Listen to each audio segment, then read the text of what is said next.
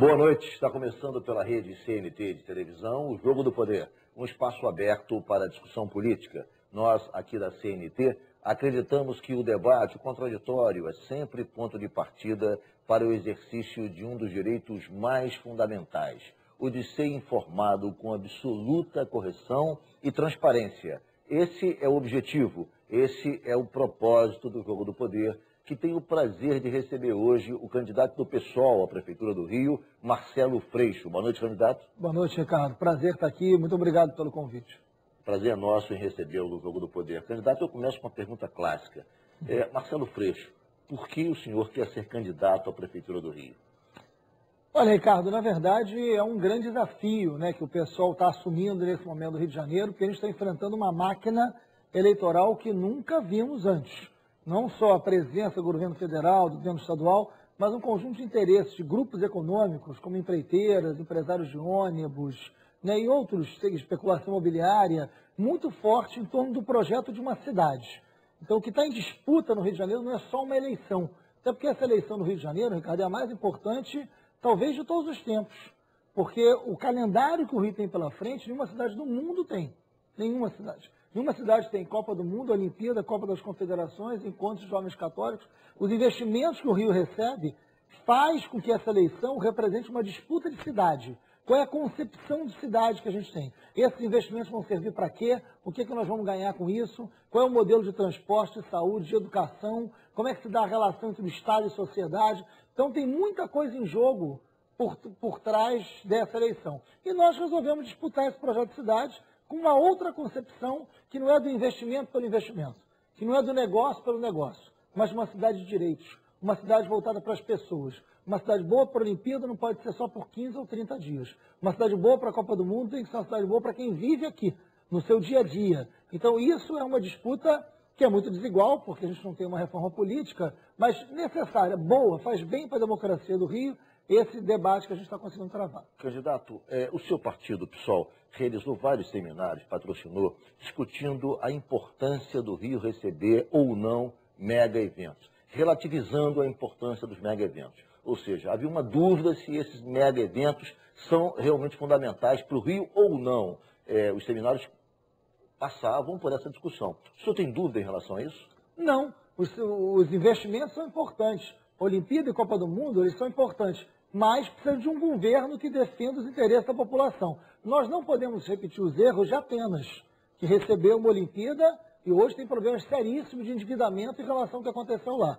Pequim, que foi muito mais organizado do que a gente está hoje, não sabe o que faz com uma série de equipamentos ali construídos. Montreal, o senhor pagou a sua dívida agora. Olha, Montreal, há quanto tempo tem? A África do Sul, que recebeu a Copa do Mundo, teve um processo de crescimento enorme do desemprego e não sabe o que faz com seus estádios. E nós já tivemos o Pan-Americano, Ricardo.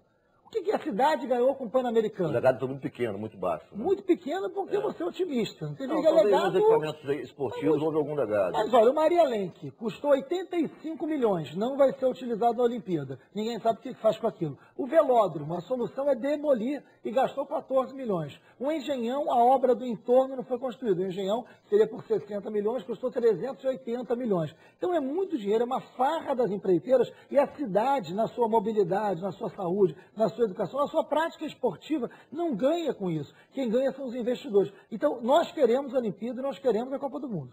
Mas nós queremos que a Olimpíada e a Copa do Mundo cheguem aqui um governo que planeje essa chegada, que dê transparência aos contratos, que dê garantias legais e que traga benefício para a cidade do Rio de Janeiro. Esse é o grande debate. Não é se a gente quer ou não quer a Copa do Mundo, mas o que isso vai representar para quem mora no Rio de Janeiro. O senhor é o principal candidato de oposição ao prefeito Eduardo Paes.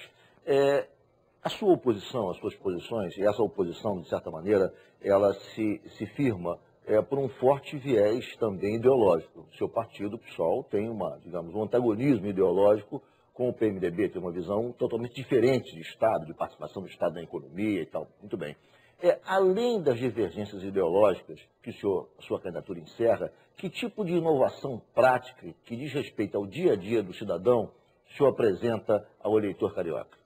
São muitas e você tem toda a razão. A gente tem princípios e um olhar sobre a sociedade muito diferente. Exatamente. O PMDB tem um modelo, o Eduardo não é só PMDB, o Eduardo é PMDB agora, mas já foi PFL, já foi PTB, né, já foi PSDB. Sim. Né, e a gente tem uma divergência muito grande, concepção de Estado, concepção de sociedade, mas além completamente disso, diferente. Mas essa diferença é boa. Isso é bom para a democracia, sim, tem que ter espaço para a diferença.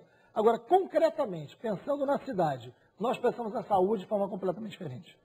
Ele resolveu privatizar a saúde e entregou todo o recurso da saúde para a iniciativa privada através das OS. Resultado disso, nós dobramos o orçamento de 2 para 4 bilhões e atingimos esse ano, segundo o Ministério da Saúde, o pior desempenho da saúde pública no Brasil.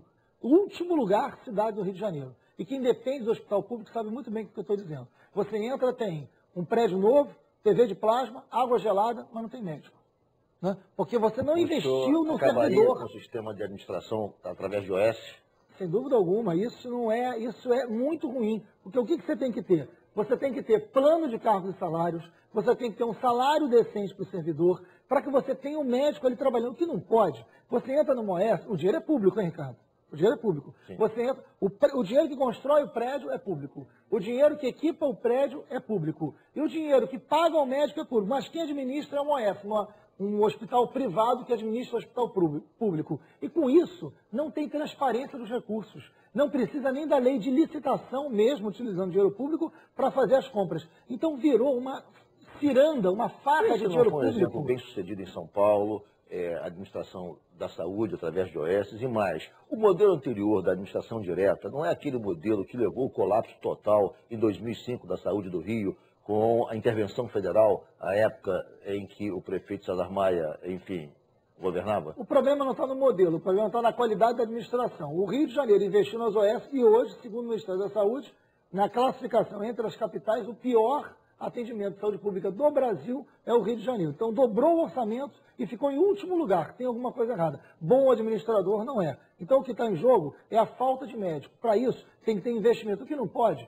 é você... Tem um médico concursado que passou no concurso público ganhando R$ 1.700. Do lado dele, trabalhando na mesma sala, tem um médico contratado por um OS que não passou em concurso, que é indicação, ganhando 8 mil, trabalhando no mesmo lugar. Isso não vai funcionar em lugar algum. Isso é completamente enlouquecido, isso é uma irresponsabilidade. O resultado é os hospitais estão um caos. Então você tem prédios novos sem nenhuma eficiência. E a saúde tem que deixar de ser propaganda. A saúde não pode ser instrumento de propaganda. Construímos uma UPA, construímos uma clínica de família, mas não tem rede, não funciona. A UPA da Rocinha raramente tem pediatra. A UPA da Rocinha, do lado dela, tem 5 valas de esgoto abertas. E a gente está falando de um hospital. Então, é fundamental que você pense como um todo. A lei de responsabilidade fiscal, ela limita a contratação de pessoal. Ela recomenda um limite prudencial de 51%, mas enfim, admite até 65%, mas enfim, é uma situação que, de certa maneira, impõe um limite à contratação de pessoal.